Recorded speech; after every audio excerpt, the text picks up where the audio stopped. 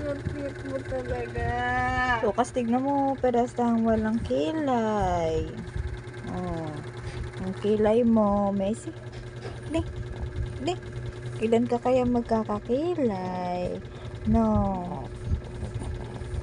Huwag mong gagayahin si mama, walang kilay. No. Oh, maganda pagka may kilay kasi. Ha? Sumasagot. Sabi niya, Ha? Apa. Apa. Palagi ka mag-oopo. Ha? Palagi ka mag-oopo. Oh. Opo. Kasi mabait si Lucas. Ano? Oh. Happy na naman si Lucas kasi bagong dede. No, tapos ang haba rin ng tulog. No, mula alas 6 hanggang 10 ang tulog ni Lucas. Na.